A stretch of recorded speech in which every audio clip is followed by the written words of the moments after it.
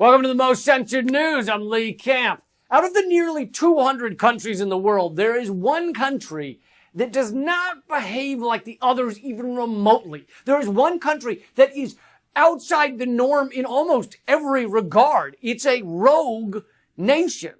We've gone rogue. Code red!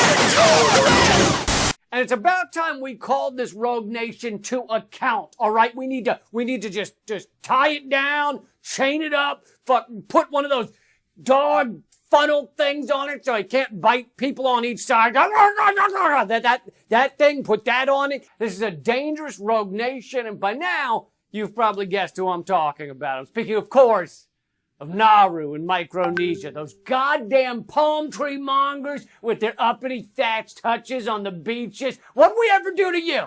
No, actually, I'm talking about the true rogue nation, the United States. And I'll give you the proof in just a minute. My intern's still completing the research.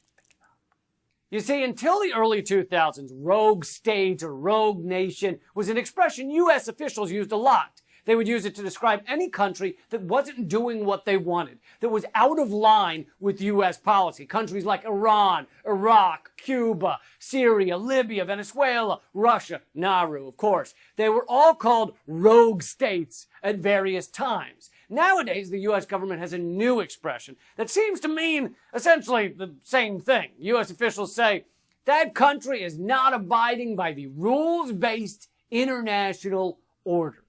When it comes to the way we're approaching the relationship with China, and I've said this before, but it's important to emphasize it, we're not seeking to contain China. We're not seeking to hold China back. We are seeking, resolutely so, to uphold the rules-based international order. And in a practical way, that means insisting that countries make good on their commitments and play by the rules that we've all agreed to. Yeah, China needs to play by the rules we've all agreed to. Otherwise, it's unfair. There's only one problem. Every country's agreed to those rules except the United States. Journalist Alan McLeod made some nifty maps to help us out. Here's a map of the countries that agree food is a human right. The vote was 180 to 2. The only two countries in the entire UN to think that food should not be a human right are the US and Israel, two of the richest and most powerful countries in the world. You'd think they wouldn't be threatened by the idea that everyone across this globe deserves a goddamn banana now and again. A banana, maybe a kumquat. And that's the only time I've said kumquat that angrily. Seriously, we throw away 40% of all food across America, and our government of sociopaths is concerned about the idea that food should be a human right? How about this one? In blue are the countries that ratified the UN Convention on Rights of the Disabled. Do you notice a big yellow one? That's right, the U.S. won't even pass the globally recognized rights of the disabled. And some Republicans who were opposed to it said it was because the convention eroded U.S. sovereignty. Yeah, the UN is trying to take away our God-given right to abuse disabled people. If I want to push someone in a wheelchair down a hill for kicks or quietly put termites in a double amputee's wooden legs, who is the UN to say I can't? And if you agreed with that statement, not realizing it was a joke, then please go beat yourself around the head and neck with a meat tenderizer. But the disabled are not the only ones the American government hates. In yellow are the countries that didn't ratify the UN Convention on Rights of the Child. Every country in the UN, 196 at the time, except the US, signed this. It provides children worldwide with rights like life, liberty, to be raised by their parents, to not be executed. It also prohibits the sale of children, child prostitution, and child pornography. So you can clearly see why the US wouldn't want to sign such a thing. While we're kicking disabled people down and knocking the food out of a homeless man's hands, we might want to sell a child or two to one of the people listed on Jeffrey Epstein's visitor logs. You know, Clinton, Gates, Prince Andrew, Dershowitz, Kevin Spacey.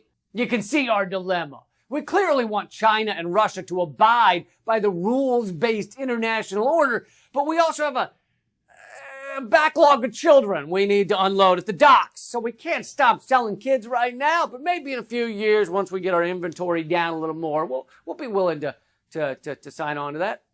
Want to see another map? In red are the countries that in 2018 voted against the UN Convention combating the glorification of Nazism, neo-Nazism, and other practices that contribute to fueling contemporary forms of racism, racial discrimination, xenophobia, and related intolerance. Only 2 countries voted against combating, glorifying Nazism and all those other things. And the U.S. is one of them. I guess that makes sense considering we love intolerance. Fucking adore it. Have you been to America? I live here, and we love intolerance. The U.S. government is intolerant of children, the disabled, the homeless, the hungry, refugees, foreigners, immigrants, poor people, people who aren't poor but don't have at least 3 houses, a boat, and a dock, trans people, trans fats, lactose, totally intolerant of that one, gluten, mimes, women who won't stay in the goddamn kitchen. The list goes on. You get the point. The only thing we fully tolerate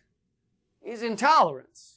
And in terms of the Nazis, of course we don't want to come down against them because we've been buddies with the Nazis ever since the day World War II wrapped up and we began Operation Paperclip, the top secret U.S. intelligence program which brought Nazi German scientists to America to harness their brain power for Cold War initiatives.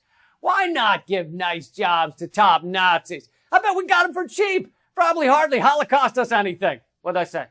If Paperclip isn't enough to show our love of Nazis and Nazi-ish people, how about Operation Gladio, a NATO and CIA project after World War II funding and arming far right-wing extremists to secretly battle or sometimes assassinate leftists and communists?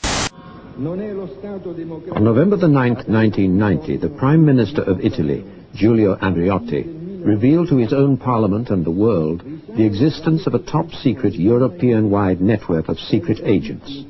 It was called Gladio. This network of stay-behind groups was intended to fight a Soviet invasion of Western Europe. Andreotti's announcement led to an immediate reaction in the capitals of Europe. The suspicion was that some parts of the Gladio structures were involved in internal subversion.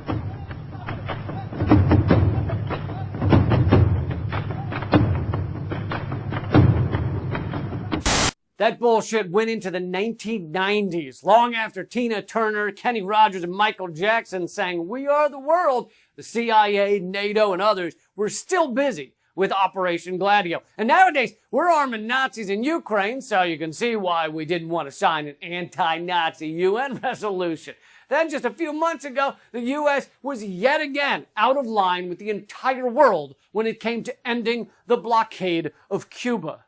Out of the 193-member UN General Assembly, 185 countries supported the condemnation, with only the United States and Israel opposing it. 185 to 2 in favor of ending the economic war on an island country that hasn't hurt anyone in the past 60 years, unless you count liver damage due to underpriced mojitos. Those'll get you, man.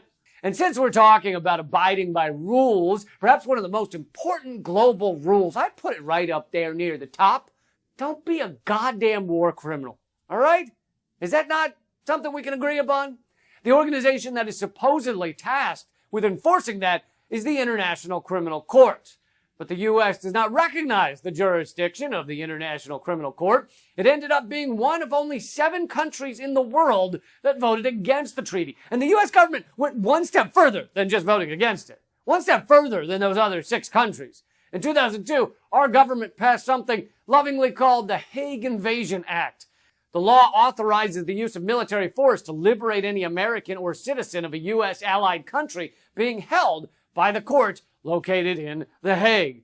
Yes, folks, we said we'd invade the Netherlands if they even thought about prosecuting us for our war crimes.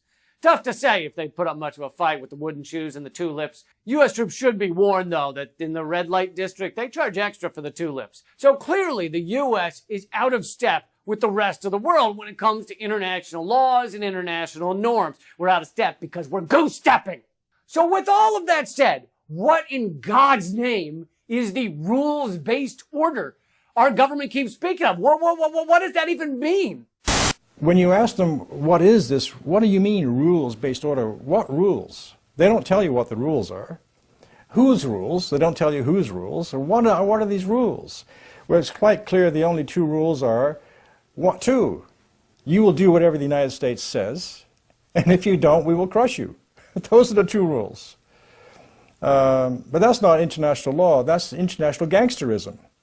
That's the thinking of gangsters, of mafia. Sorry, was I saying we're a rogue nation?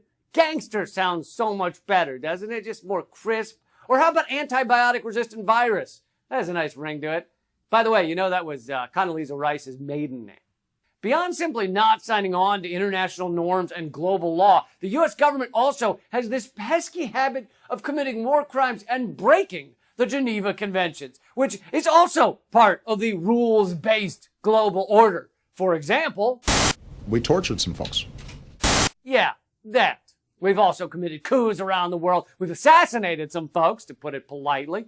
Despite it being wholly unjustified, we've invaded and bombed the shit out of sovereign nations like Afghanistan, Vietnam, Cambodia, Korea, Libya. What's that other one? It's on the tip of my tongue.